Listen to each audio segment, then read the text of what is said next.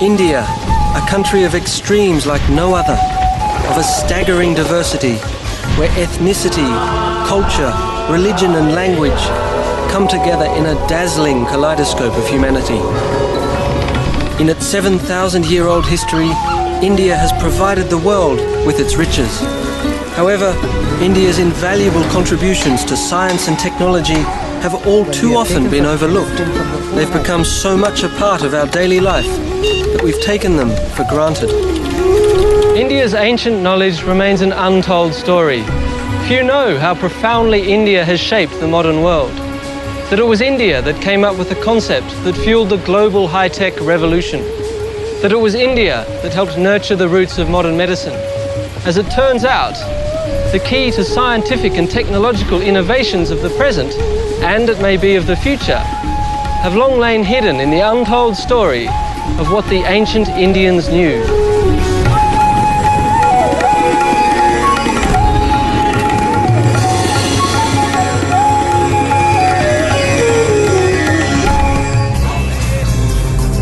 The colourful impressions in the ancient city of Delhi are almost overwhelming for someone coming from the West. Exotic and totally foreign, they reflect a culture that has one foot in the past and the other solidly planted in the future. With poverty on one side, India has one of the fastest growing economies on the other. India is poised to lead the world into the future. Just why is an important part of the untold story of India's scientific and technological contributions. Contributions that have been decisive in shaping the present.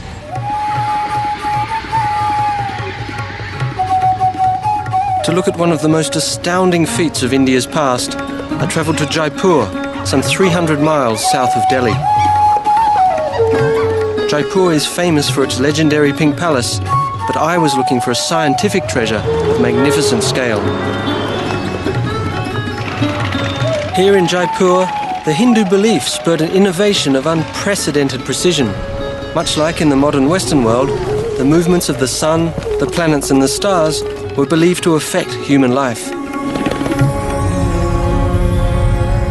In order to determine the most auspicious times for important events, like festivals or marriages, precision was crucial. Astrology, a pseudoscience claiming divination by the positions of the planets, the sun and the moon, gave rise to one of India's oldest and most important sciences, astronomy.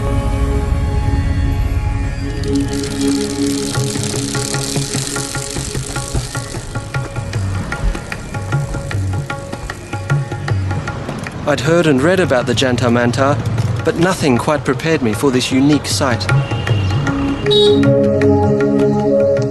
The Jantar Mantar is one of 5 observatories built by Maharaja Jai Singh more than 300 years ago.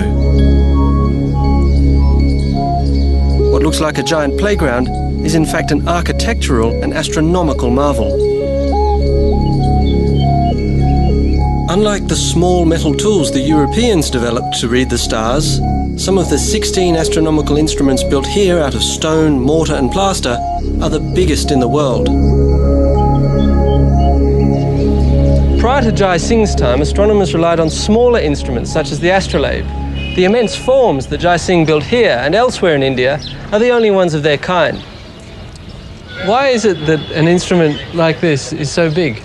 Resident astronomer Dr. S. Bhattacharya explained the importance of scale. Circumference and the large number of markings you can have on the circumference and really small angles you can measure through. And is that true of all of the instruments? They're all so big because that makes them all more accurate? Yes, exactly. Measurements can be really accurate. So the bigger it is, the greater the precision? Yes, exactly. The larger there is the circumference, then the smaller angular measures you can mark on these dials.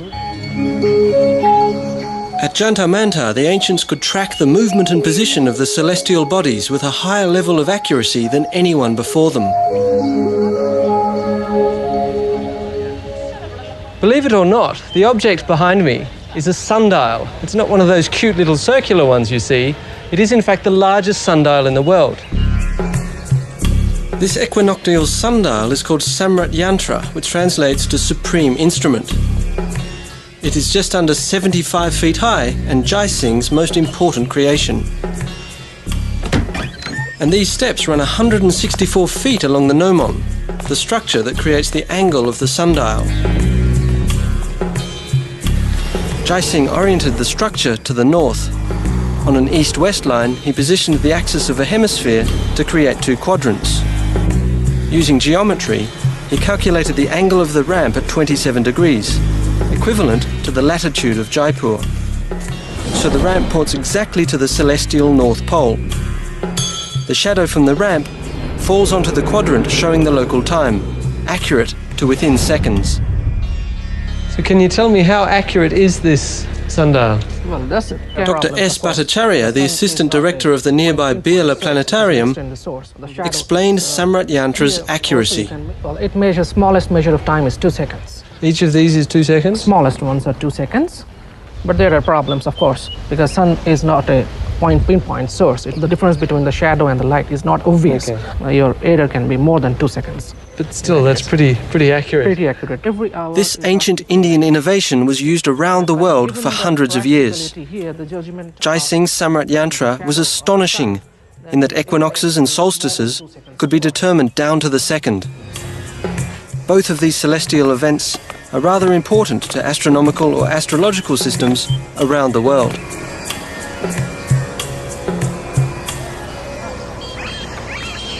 But he didn't create something out of nothing. Jai Singh's designs capitalized on a dimension of science and technology with much older roots in India's history: mathematics. It all started with a dream. According to Hindu tradition, the world began from nothing when it was dreamed by Brahma, the creator god of India. Brahma's waking and sleeping pattern was believed to govern vast cycles of history. So vast indeed that a single Brahma day lasted 1 kalpa, that is 4.32 billion years. Almost the same time span modern geologists estimate to be the age of planet Earth.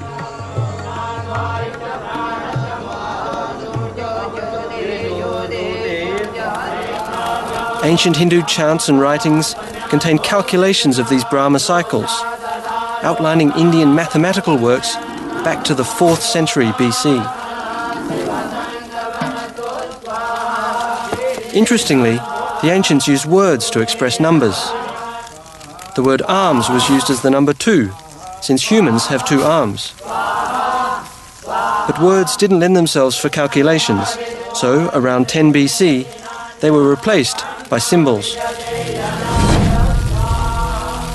Prior to the Indians, the Babylonians had 2 symbols.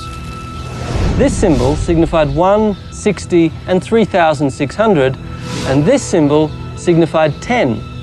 Obviously, with only 2 symbols, the applications were limited. To write 6, it took 6 symbols. Even in the Roman system, it took 2 symbols. In the Indian system, however, it took only 1 symbol.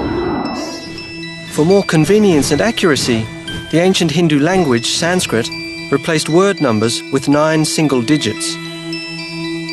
It is the Indian system of 9 digits that we use today.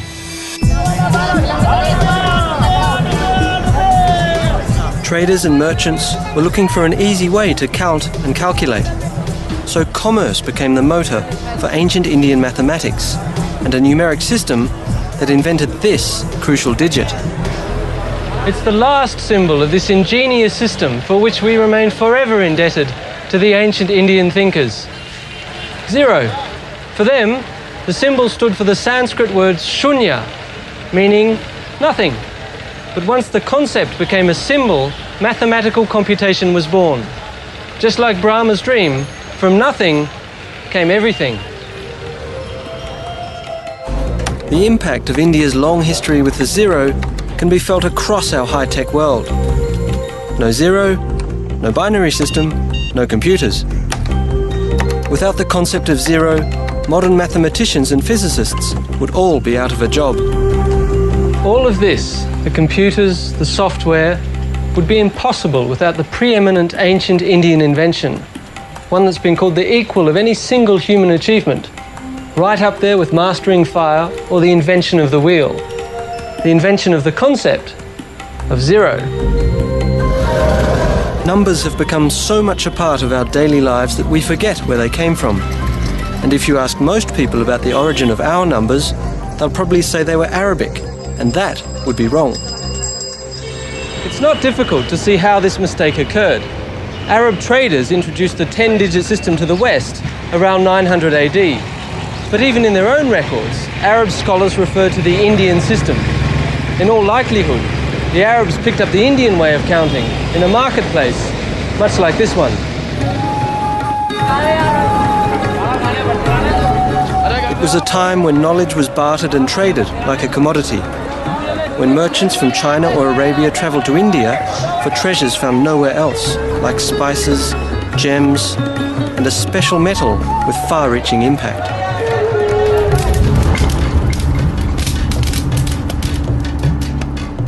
In search of the first advanced material in the ancient world, I travelled north to the foot of the Himalaya mountains to find clues to the legendary Wootz steel.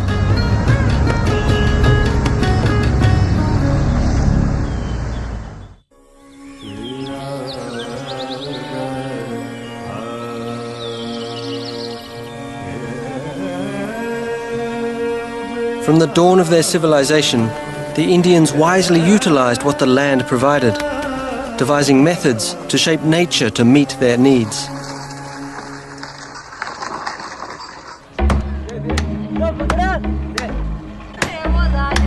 India's history of metalworking is documented in some of the oldest written records in the world.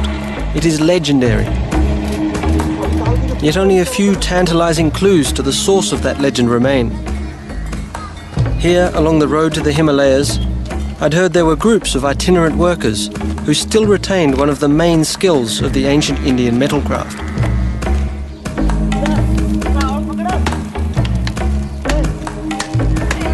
The Gadulia Lohars are blacksmiths whose smelting traditions reach back more than 3,000 years. Watching them hand-forge simple tools carried me back in time.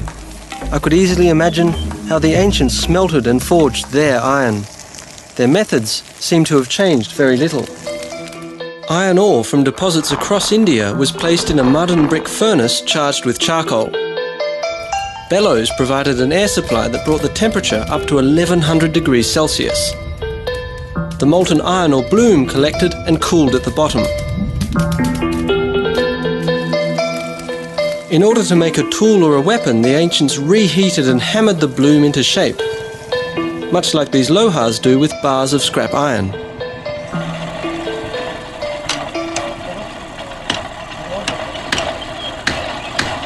After a few whacks with the hammer, I came to appreciate the blacksmith's skills.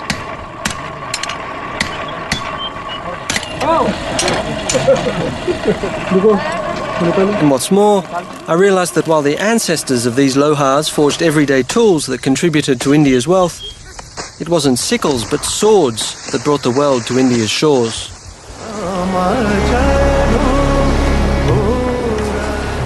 When in the 11th century AD, European crusaders felt the effect of Islamic swords in battle, their war stories launched the legend of the Damascus blade. One blow from the sword, they said, could cleave a European helmet without turning its edge, or slice just as easily through a floating silk scarf. Though the swords were forged in Damascus, the capital of modern Syria, the steel and the technology came from India.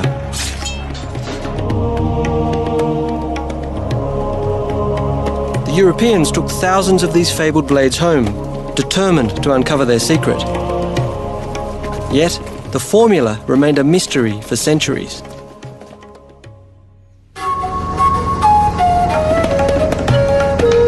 Besides smelting, I looked for another clue in my search for the fabled Wootz steel. To learn more, I travelled north to the foot of the Himalaya mountains.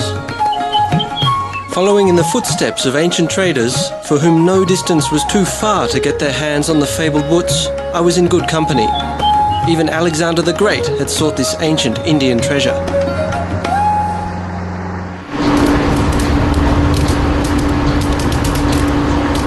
Today at Windlass Steel Company in the town of Dehradun, they're making replicas of the Damascus blade.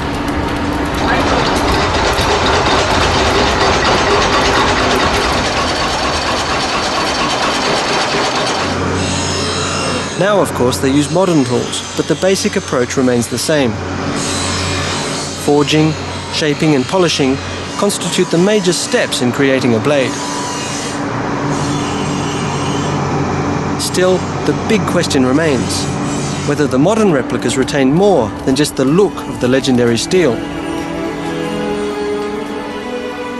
One legend would have us believe that to give the sword its finishing touch, the metal was cooled by thrusting it through the body of a muscular slave, to have his strength flow into the sword. And that's not the only outrageous tale. Others believe that the strength of Damascene steel came from quenching the sword in the urine of a red-headed boy, or in a goat that had eaten ferns for 3 days, neither of which got them very far.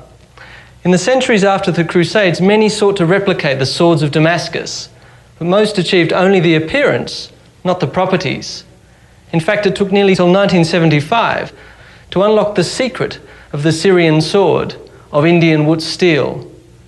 The irony is, the most important legacy of the ancient Indian metalworkers was not the recipe of the steel, but a byproduct of the search for it.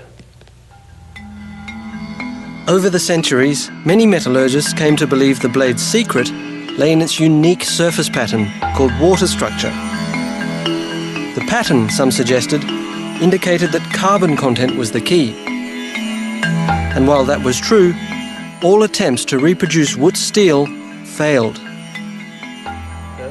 And we have some latest equipments also. In a modern lab where they develop new steel products, I met Mr. S.K. Mahajan, a sheet metal expert. Okay, what changes with steel? He's benefiting from the search for the secret to Wootz steel. There are a lot of developments in the automobile sector, white goods sector. Across Europe, researchers compared different metals under a microscope.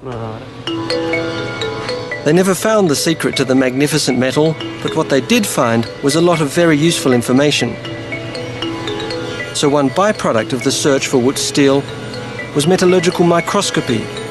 Discovered in 1822, it is still used today to evaluate the strength and purity of metals. So this is what happens inside?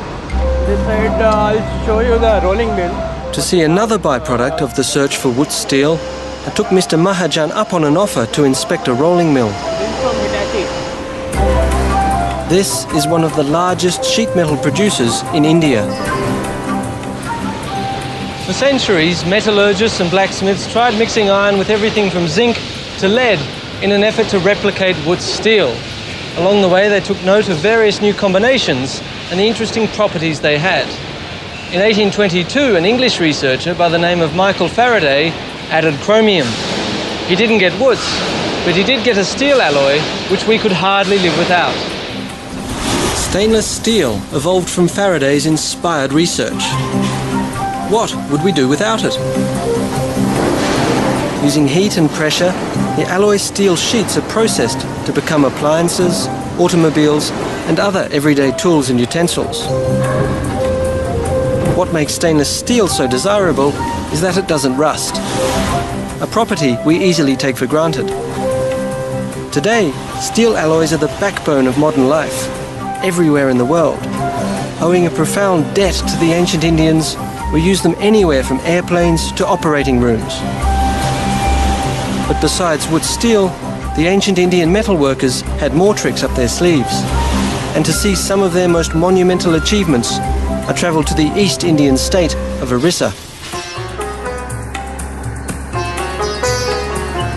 Because it was here where in the 13th century AD, King Narasimhadeva commissioned a magnificent temple dedicated to the Hindu sun god Surya. Sun worship is one of the oldest forms of religion, not only in India.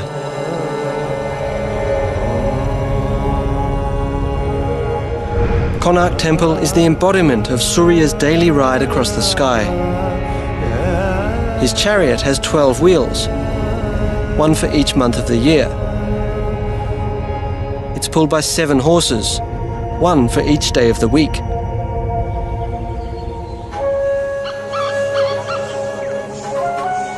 Konark Temple is one of India's most astounding sights.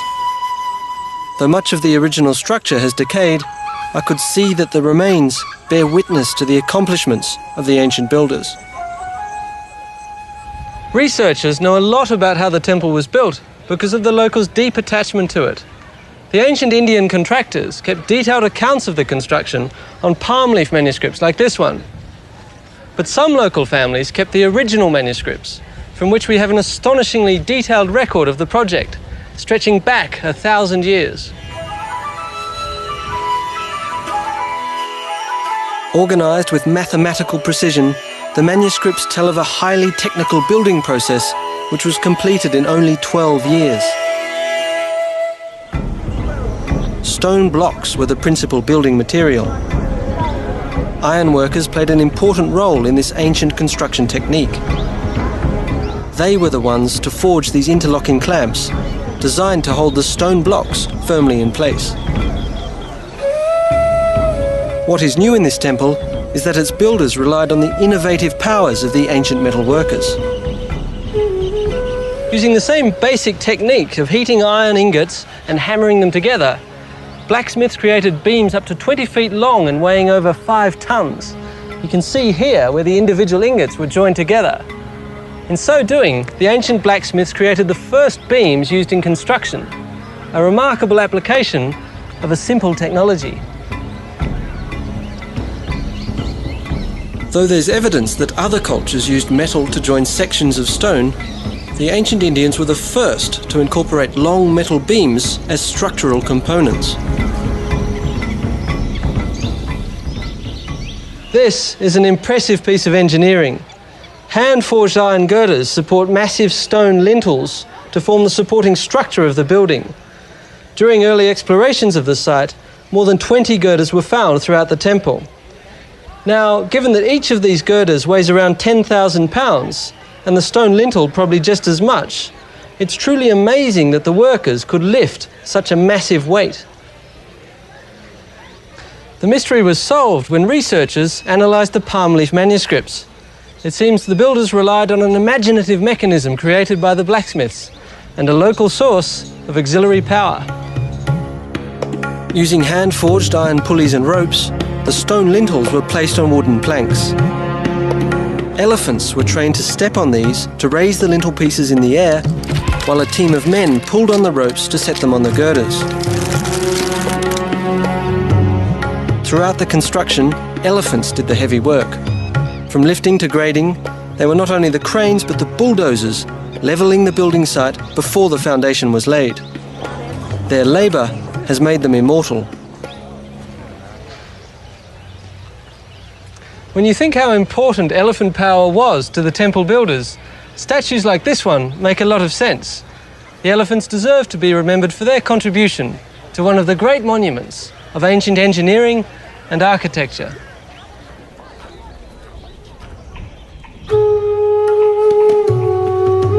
While temples like Konark rise to the skies as monuments to the innovative power and riches of ancient India, other extraordinary structures were built in the opposite direction. Underground water buildings like this one became the legacy of the ancient Indian craftsmen. They were the lifesavers in the ancients' never-ending struggle against flood and drought.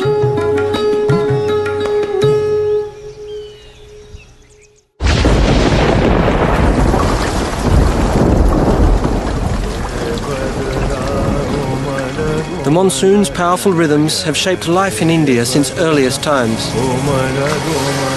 Today, they continue to do so. 90% of India's rain falls during a 3-month downpour. The deluge saturates wetlands and swells the sacred rivers, which Hindus view as goddesses, brought to earth to help humanity.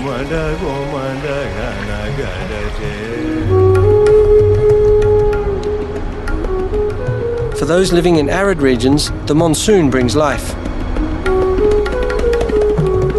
The need for water during the 9 dry months inspired the ancient Indians to develop a unique architecture. This is one of the most spectacular examples of ancient water harvesting structures.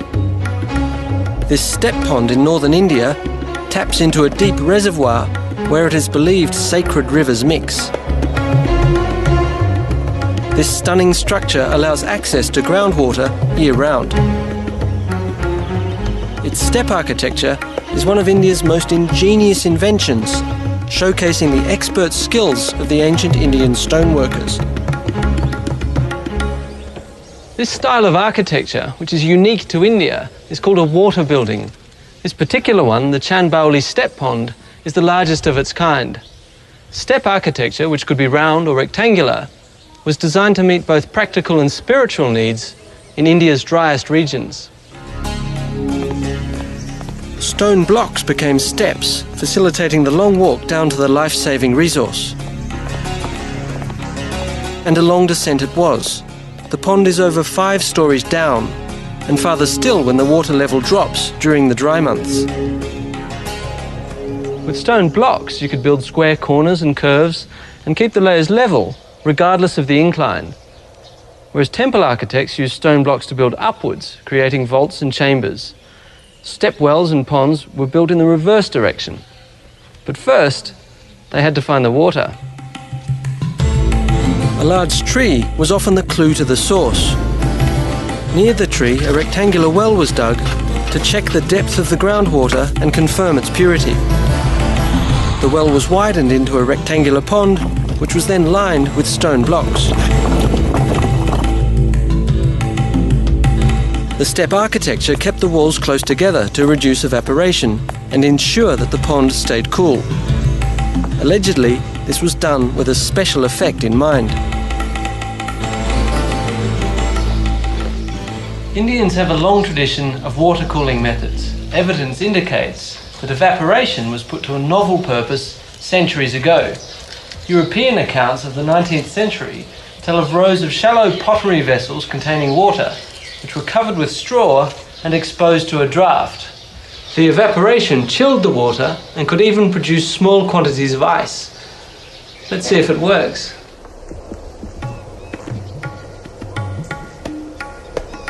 I waited only a few minutes, and while I didn't expect to see any ice, the thermometer told me it really works. It's actually dropped by a few degrees. It seems like the ancients had an innovative way of making their lives a little more comfortable.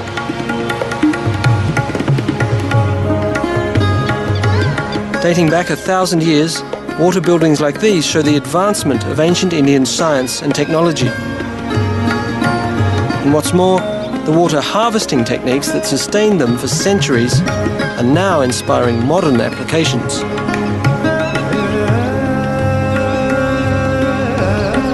One project may just become a role model for others.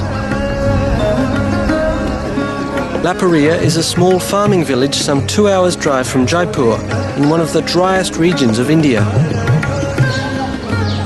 In a good year, the 3 monsoon months bring 12 to 35 inches of rain to Laparia, and that's usually enough to provide water for the people, their livestock and their crops all year round.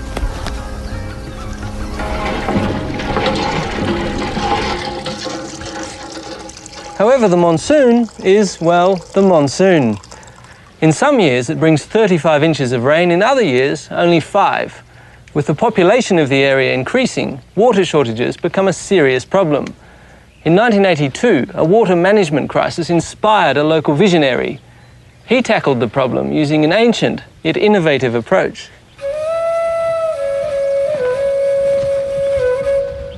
हम सब लोग इकट्ठे होकर के और सब लोगों ने मिलके काम किया. Laxman Singh, a member of a prominent local family, has dedicated his life to reviving traditional rainwater harvesting methods in a parched and barren land. तालाब बने हैं, सारे लोग निठल्ले ना बने, कम से कम. Mr. Singh explained that before he took up this cause, most modern approaches had failed because they were foreign to the villagers. So मैं अपने गांव के प्रयासों में, So instead, he reminded them of their ancient wisdom. के प्रयासों में तब्दीली हो. The water methods used in the construction of step ponds and step wells inspired the Laparia squares. मेहनत करें चाहे नहीं करें, लेकिन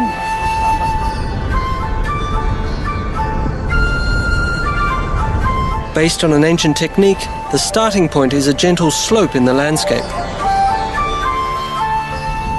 A large patch of the slope is divided into rectangular units of approximately 200 by 400 feet. Each unit is enclosed by dikes along the three sides that lie towards the lower part of the gradient. They're called chaukas, meaning squares. This zigzag pattern on the land allows rainwater to enter the square and fill it up. Excess flows into the next square and then onto the next. Runoff flows into a storage pond or tank. Collected water percolates through a soil filter into the groundwater, which is pumped up through the village wells. As Mr. Singh explained the process in more detail, I realised that this low-tech, high-intelligence irrigation strategy manages a limited water supply most efficiently. In fact, Laxman Singh's approach was producing more drinking water as well as sufficient water for their pastures and farmlands.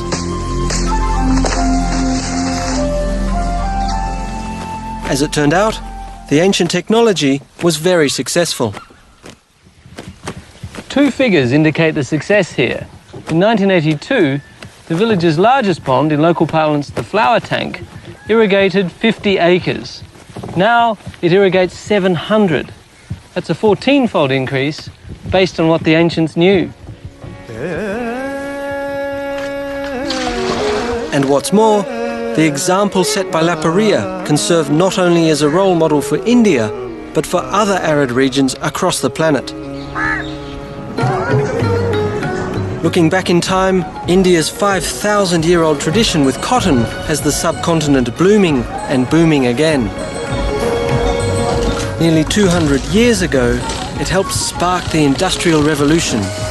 And today, this unrecognised contribution has India poised to regain its first place in the global textile market, providing the world with the fabric of our modern lifestyle.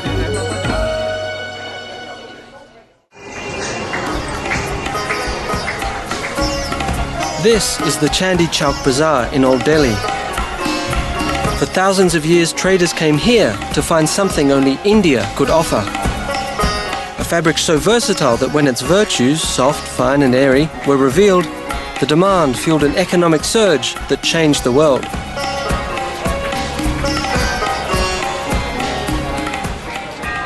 I'm standing in a sea of a product that made India bloom and boom.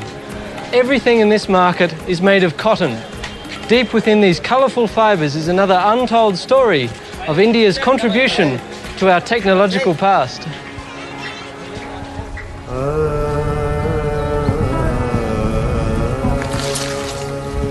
Cotton was first domesticated 5,000 years ago in the Indus Valley, a part of ancient India that is today located in western Pakistan.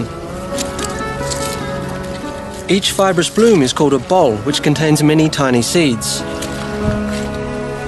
Rich in vitamins and oil, ancient farmers fed the seeds to their livestock long before the true treasure of the plant was discovered.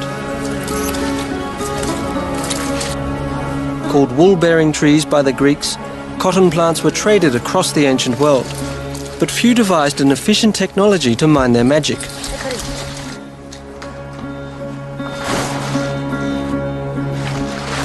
Cotton seeds are extremely difficult to extract, especially when ginned by hand.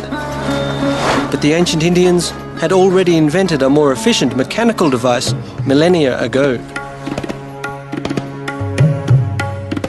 The churka uses two rollers, a mechanism similar to an antique clothes wringer, which pinches the cotton balls, pulling the fibres from the seeds.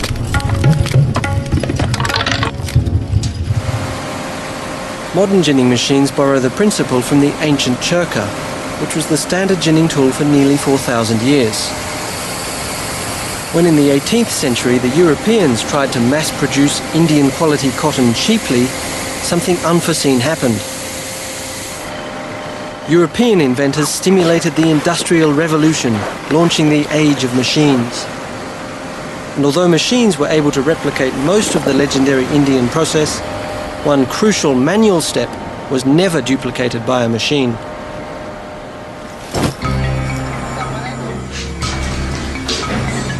Long ago, Indian craftsmen pioneered a tool that gave their cloth a unique quality. The origins of the spinning wheel are somewhat obscured, yet the earliest recorded appearance was in India. For millennia, thread was spun by hand and with simple spindles. Then, around 1,000 years ago, the spinning wheel was developed. It was a simple, yet enormously efficient technological leap. The wheel turns the spindle, which gently twists and collects the thread.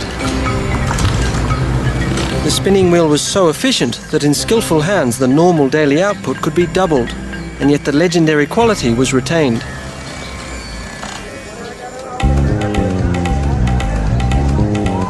Heavy industry may never be able to replicate the softness and quality of thread the spinning wheel produces. Indian fabric made in the traditional way is treasured today in much the same way it was revered by the ancient traders. Yet when spinning was industrialized, it changed the way we live. This mass-produced, easy-to-care-for material, which though not as soft as hand-spun fabric, could now be shared around the world. Today, cotton is the pivot point of a modern lifestyle. Without cotton, none of us would have t-shirts or wear our favourite pants. Blue jeans! You wouldn't think it, but 40% of our clothing contains cotton. With centuries of deeply rooted experience, India is once again poised to become the world's leading supplier of this ancient material. Into the production area. Thank Please. you. Thank you.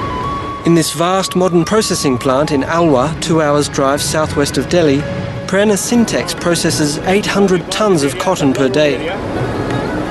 A far cry from what a farmer could produce with a churka. Here they spin some 10 million yards of thread a day, more than all the spinning wheels in India could have produced in a year.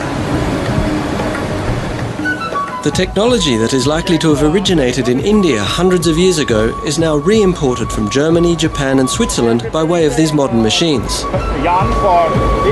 with the processes becoming ever more efficient. We have made the cotton ready.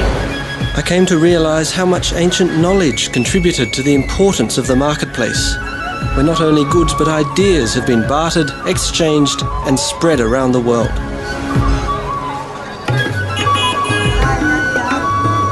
For thousands of years, merchants have come to buy, sell and trade here in the bazaars of India, returning home with Indian cotton goods, new ideas, perhaps ingots of raw wood steel, and of course the famed Indian spices so coveted around the world. Many of these spices have medicinal properties. In ancient times, most medicines came from plants. According to the ancient Indian physiological texts, the state of one's health can be attributed to one's eating habits. Science has shown that some plants have curative powers. Willow bark is the basic ingredient for aspirin. Spices like garlic are believed to boost the immune system and help with minor ailments. Drawing from these ancient prescriptions, herbal medicine has become big business not only in India, but worldwide.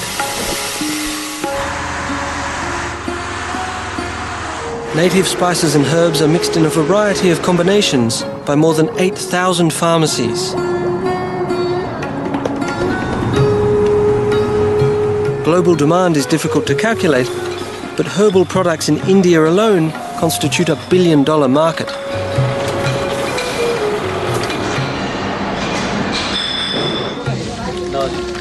Herbal medicines are distributed in more than 20,000 dispensaries nationwide. But the use of herbs and spices is only one step towards health in India's comprehensive medical philosophy.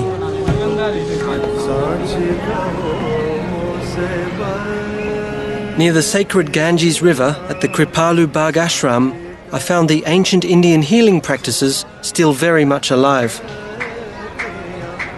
This ashram houses an Ayurvedic clinic that treats hundreds of patients a day. Ayurveda in Sanskrit means the science of life, which defines health as total well-being.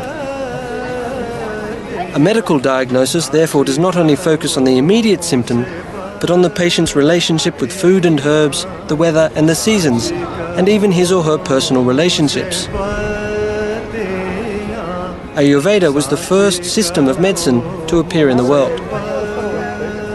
And finally, After 5,000 years, this holistic approach is now embraced in the West.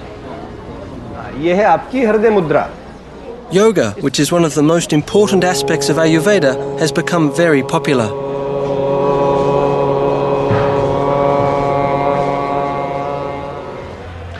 I'm here to learn what I can about Indian medicine. Since it all began with yoga, yoga is where I begin.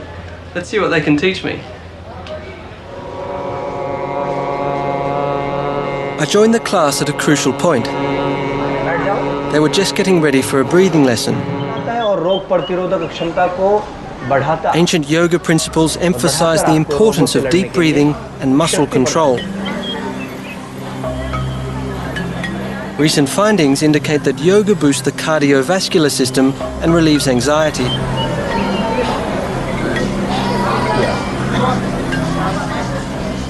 It seemed to work. The yogic breathing exercise, though a bit unusual, invigorated me immediately.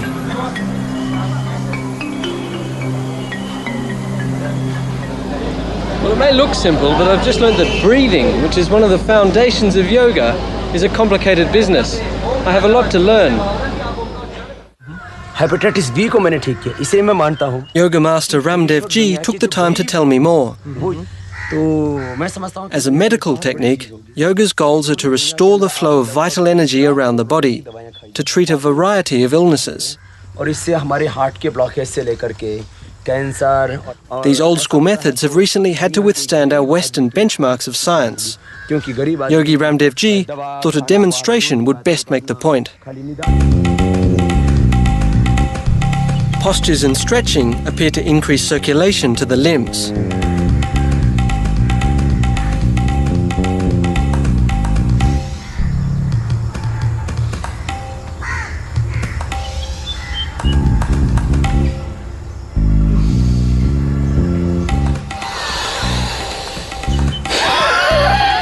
Deep breathing induces relaxation, and with practice you can gain control of muscles you never knew you had.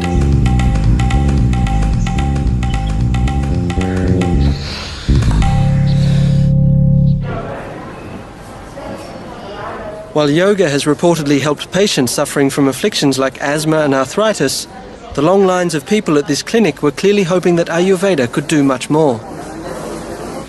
I couldn't think of a better way to learn about Ayurveda than to become a patient of an Ayurvedic doctor. So I scheduled an appointment with Dr. Gaval.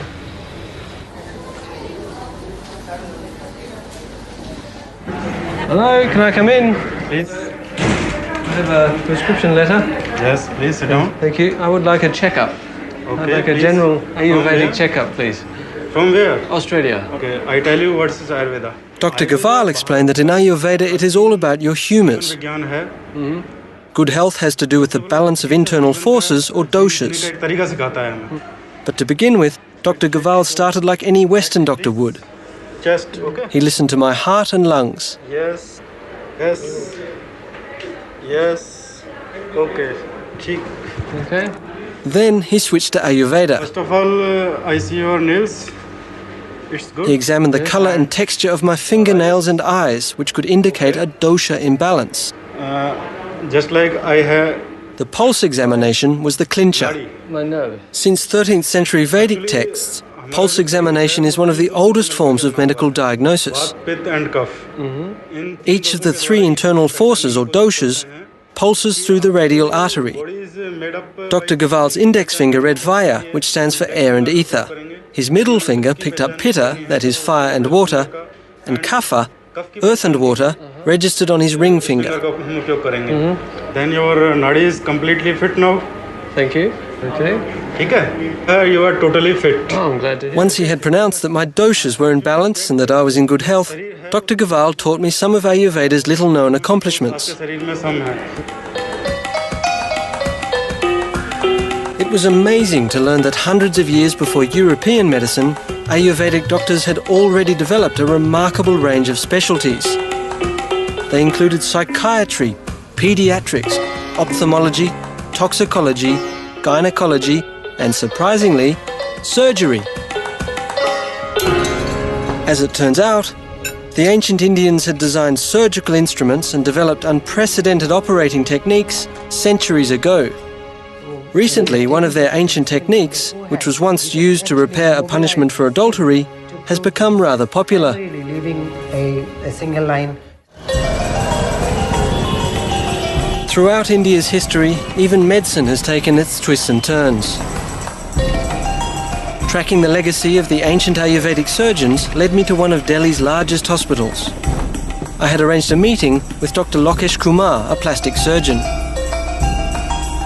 Familiar with Indian medical history, he assured me that one ancient Indian invention in particular was making a lot of people very happy today. In ancient times, the standard punishment for adultery was removal of the nose.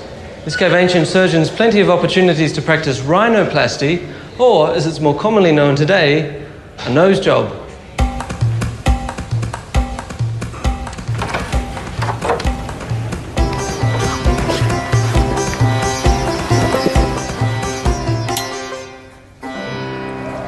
Dr. Kumar, it's fair to say that Indian doctors have been doing what you do for a very long time.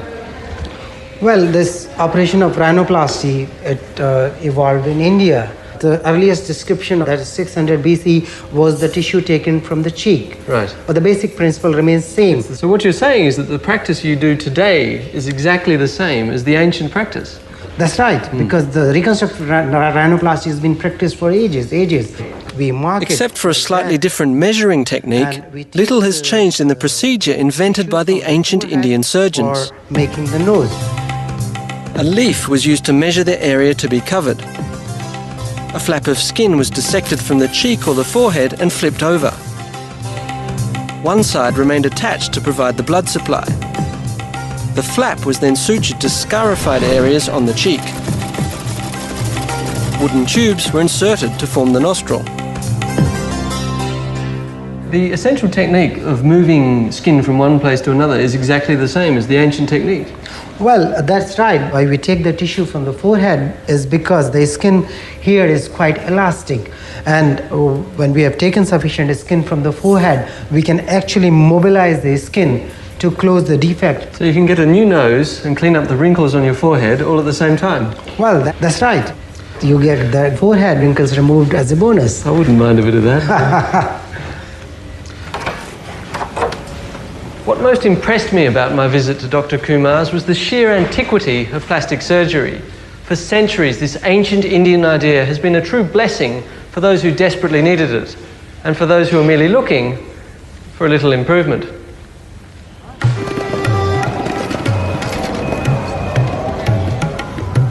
As I left the clinic and looked into the faces of modern India, I could not help but think what a debt we owe to this ancient culture.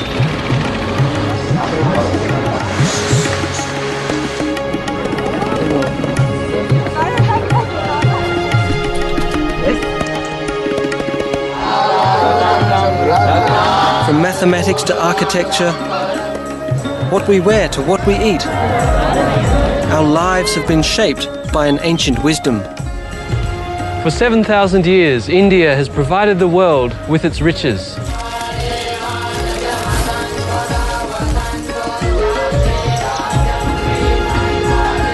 India's contributions to science and technology may be obscured by time, but there is little doubt they provided the springboard for advances which shaped our world. Given India's track record, one thing seems certain: what the ancient Indians knew is worth rediscovering.